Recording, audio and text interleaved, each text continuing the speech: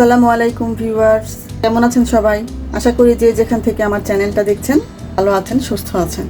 আজকে আমি আপনাদেরকে দেখাবো ফ্রাইড রাইস। এটা হচ্ছে পোলাও চাল দিয়ে আমি ভাত করে রেখেছি। এটাকে গরম পানির মধ্যে দিয়ে আমি প্রায় 70 থেকে 80% আমি এটা সেদ্ধ করেছি। সেদ্ধ করে এটাকে ঝরিয়ে কিছুক্ষণ রেখে এখন আমি রান্না করব। এটা রান্না করতে যা যা লাগছে, পোলাও চালের ভাত, আর এটা এখানে আছে কিছু সবজি বলতে আমার ঘরে যা ছিল আমি সেগুলি দিয়েই করেছি। এটা হচ্ছে গাজর কুচি, এটা চিচিঙ্গা কুচি, তারপরে আছে পেঁয়াজ কুচি, তারপরে আছে রসুন কুচি, তারপরে আছে একটা কাঁচামরিচ কুচি দিয়েছি, যেহেতু ঝাল বেশি খাই না, বাচ্চারা তেমন পছন্দ করে না। লবণ আছে, তারপরে এখানে নিয়েছি একটা শুকনা মরিচ। আর এটা হচ্ছে কোকোলা এগ চিকেন মশলা, এটা আমি একটু দিব, একটু ব্যবহার করি আর কি, এটা আমি স্বাদের জন্য। আর আমি দিব সয়া সস। এটা ফ্রাই প্যানে তেল দিয়ে দিচ্ছি, খুবই সামান্য। তেলটা আমি তেমন বেশি খাই না, বাচ্চাদেরও খাওয়াই না। তেল ছাড়া রান্না করার কোনো উপায় নেই, তাই শুধু তেলটা ইউজ করি, তাহলে হয়তো বা তাও করতাম না। এখন আমরা এর মধ্যে দিয়ে দিব পেঁয়াজ কুচি,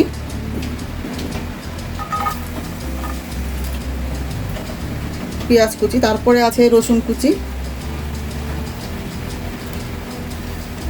এটা হচ্ছে কাঁচামরিচ কুচি দিয়ে একটু ভেজে নিব, সাথে একটু লবণও দিব।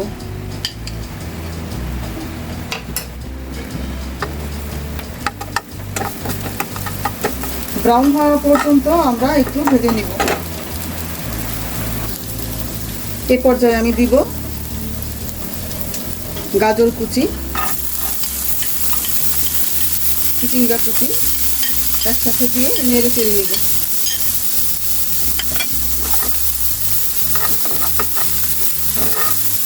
এটা নেড়ে আমরা এখন একটু ঢেকে দিব সিদ্ধ হওয়ার জন্য, যেহেতু গাজরটা সেদ্ধ হতে একটু বেশি সময় লাগে।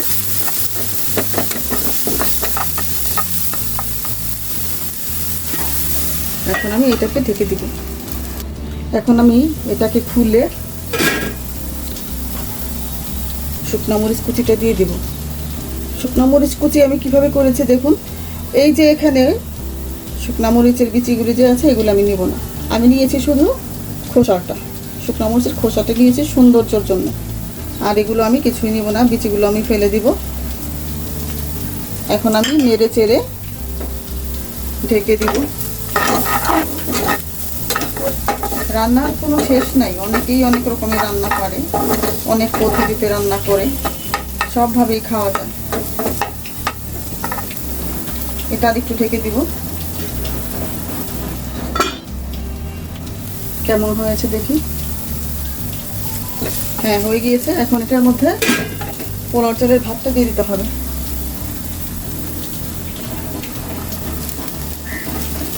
আমি এটাকে দিয়ে দিচ্ছি, দিয়ে নাড়তে হবে। নেড়ে চেড়ে ভালো করে এটাকে মেশাতে হবে। তারপর এটার মধ্যে অল্প একটু চিনি দিতে হবে। দিয়ে দিলাম অল্প একটু চিনি, দিয়ে দিলাম একটু সয়া সস,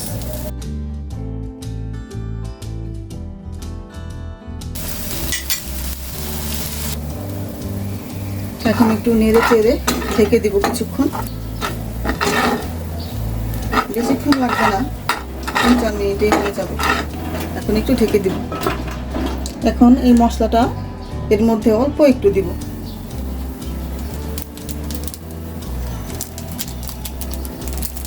খুবই সামান্য, তেমন বেশি না। নেড়ে চেড়ে আর একটু ঢেকে দিব।